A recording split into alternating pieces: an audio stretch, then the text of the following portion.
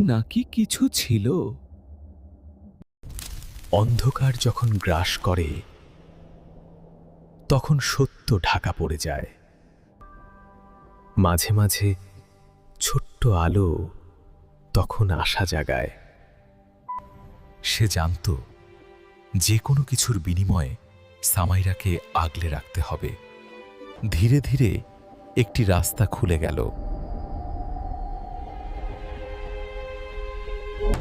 মহাজাগতিক কিছুর দিকে এটা নিয়ে যাচ্ছিল।